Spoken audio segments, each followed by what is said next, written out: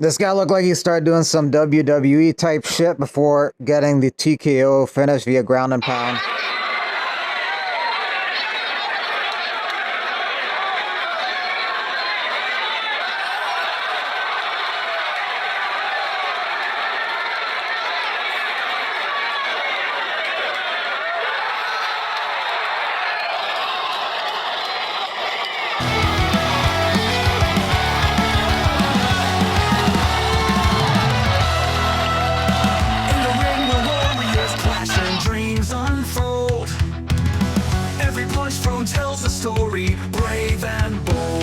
This fight was ruled a verbal submission after the fighter said his finger was stuck in the cage.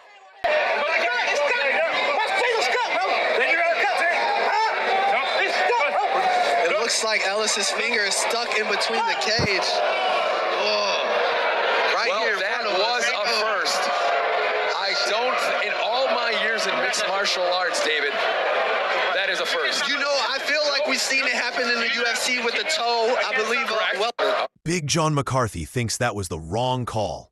From what I am seeing in this short clip, the fight should have been allowed to continue. The fence should not be responsible for the ending of a fight as a verbal submission. The fighter was attempting to advise the referee that he was actually stuck based upon the fencing material holding his finger. The referee should have called time, released the impinged finger, and then restarted the fight from the same position. The fight is reminiscent of Masvidal versus Ellenberger, where Ellenberger's foot got caught in the fence while Masvidal was landing strikes, and the referee Herb Dean initially hesitated before stopping the fight. The official ruling was a TKO due to strikes at 4:05 of round 1. However, Ellenberger and his team appealed the loss, arguing that the fight should have been restarted due to the fence entrapment. The appeal was denied, and Masvidal kept the win. Anthony Wentz picked up a decision to win on the card. He's a former college football player for the Florida International University. In his previous fight, he beat a guy who had a lot of losses on his record. So much so that he was flagged by Tapology. The fighter had been found by Tapology to engage in activity which does not conform to combat sports standards, purposely participated in bouts with no reasonable path to victory, displayed lack of competitive effort, and is unjustifiably matched against far more skilled opponents.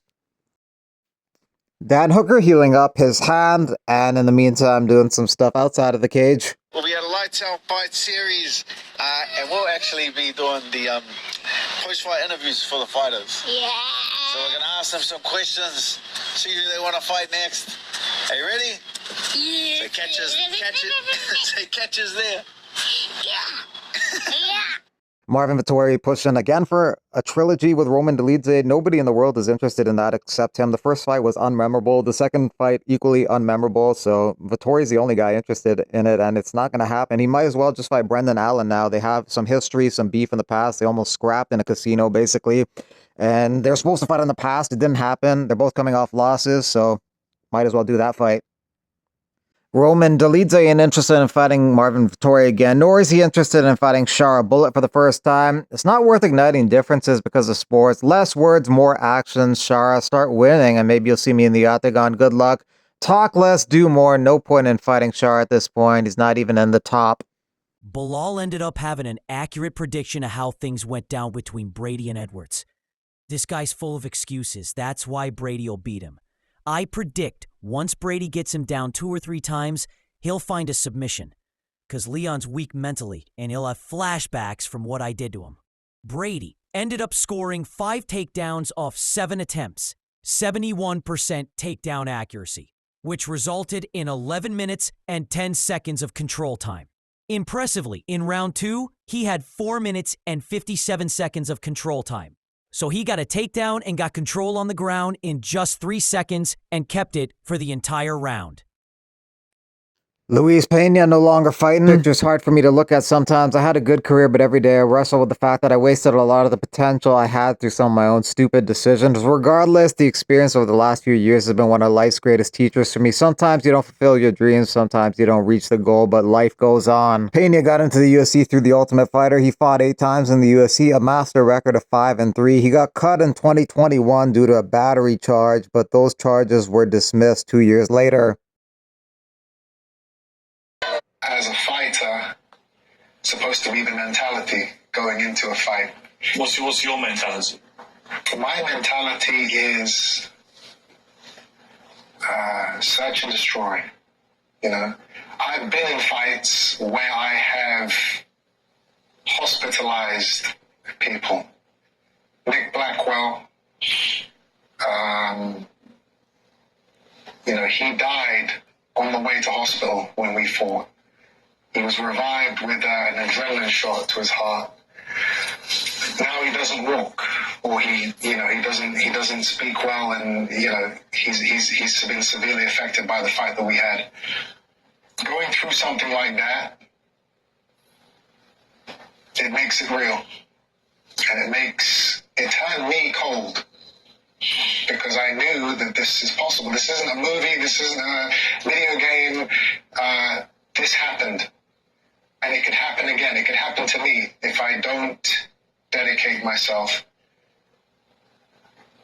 So I'm extremely passionate when it comes to that. So you can understand my disgust and my obsession with the fact that Conor got popped. Because, performance-enhancing drugs increase the chances of tragedies like this happening. Which is why I can never forgive him.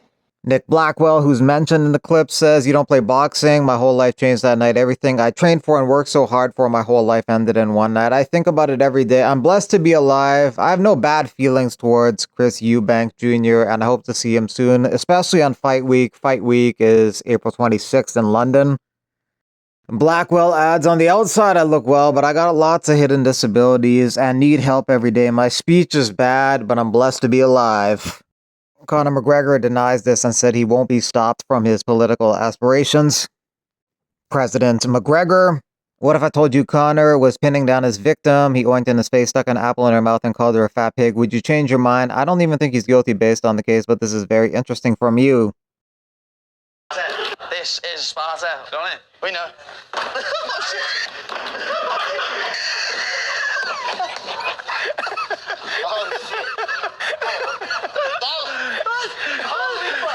didn't even kick that out there either. I didn't even kick that out. What the? 4-time consecutive winning pastrami king of Pittsburgh, man. What's a pastrami king? I ate 27 pastramis in one sitting. Pastrami sandwiches? Yes, ma'am. You ever done that, Shane? Never done that. Oh, okay. You never will.